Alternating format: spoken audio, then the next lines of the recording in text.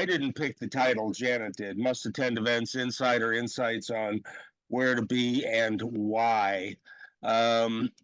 So can you see my slides? Am I advancing okay? Yes.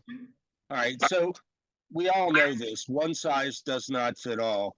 There's events every day, every hour of every day in our market. So there are events for everyone, but there's not, a one size fits all kind of gig here. So establishing criteria, professional criteria and personal criteria is going to be key. And these are suggestions. You will have your own personal criteria, and your business will help you determine your professional criteria. But on both lists, the return is key: time, travel, and expense. See, you can't get these things back. So where are you spending your time and why? For personal, job networking, peer networking with peers, becoming better known, which could facilitate a job search, education, self-improvement, or if you just want to hear a particular speaker or meet them. For professional, your company is going to determine the criteria, but again, peer group, industry insights, meeting people who can help your company, teaming partners, channel partners, deepening relationships with current partners or with the agency that you're doing business with. So if it's not a required event, you really need to establish your own criteria for attending anything. So events marketers should attend. I'll start off with a quasi cheap shot. Is GAIN a must attend for marketers? Yes, I think so, but it's only once a year. So this group, GovCon Ideators, is definitely a yes, because we meet twice a week, and the people who attend get to pick the topics that we discuss. So if you have weaknesses in your armor and you need help, this is a great place to ask.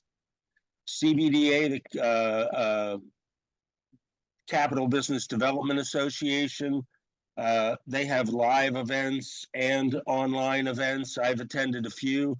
They're pretty good, but they're not totally focused on GovCons. But what events are germane to you, your business, and are you going for networking, learning, both, or are there other reasons to attend? So we all know there's 1,000 associations in our market. Some very niche ones you get down to, like the NASA Goddard's Contracting Association. There's little tiny groups that are totally invite only for various components of the intelligence community. ACT-IAC. I like AFCIA. I live in Columbia. I belong to the Northern Virginia chapter. When I can, I like to go to the monthly meetings. They're great for networking, and there's usually a pretty informative speaker. They're very, very open. Even the government people are pretty open when they speak there, because it's not for attribution. Affirm still is viable if you aren't familiar with it. The Association for Federal Information Resource Management. I think they still meet downtown monthly. I haven't been for years. I included the Growth Officers Association only because I'm on the board. They meet quarterly. The next meeting will be February 21, and to show you how exciting it is, I ain't going. Always transparent. Thank you, Mark. Well, I only have so much time. Professional Services Council, CCAF. I've never been to a CCAF meeting, and I haven't seen much from them lately. But if the association is germane to what you do, so Hub Zone Council, great example. If you're a Hub Zone business, Michelle has some great events. I think the online community is fairly robust. So Neil McDonald has one for small businesses. They do a lot of online stuff. I don't know that they do live. But again, there's something for everybody. It's like a funny thing happened on the way to the forum. Something for everybody, a comedy tonight. Yeah, I'm your comic relief. If you're putting on a live event, who can help? Well, the top three have $3 signs because they will suck your wallet dry. Not that I have an opinion on this, but I like GovLoop and Digital Government Institute. GovLoop, Doug Mashkuri, as mentioned earlier, and the Digital Government Institute, Mike Smoyer.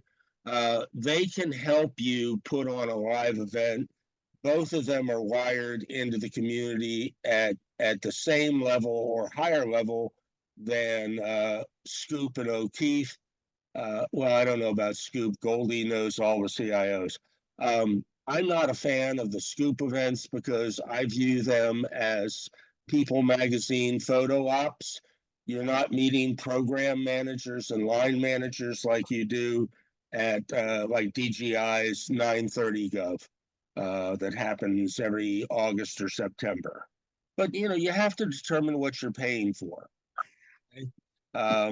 Will they help you? Yeah. To what degree? Well, it depends on how much you're willing to spend with them. A digital event, Carasoft, DGI, GovLoop, GovExec. I'm not aware that that O'Keefe or Goldie are going to help you do a digital event. They might, but again, the dollar signs are going to be huge. Carasoft, and I brought this up at a GOA board meeting this morning, will make its facilities available for a variety of meetings. So if you need meeting space and you have a relationship with Carasoft, they'll give you the space. You don't have to pay. You just have to go the way, out to Herndon to get there.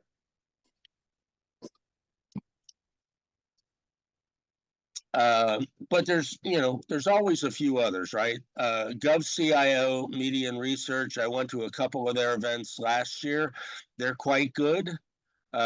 Washington Executive, JD's group.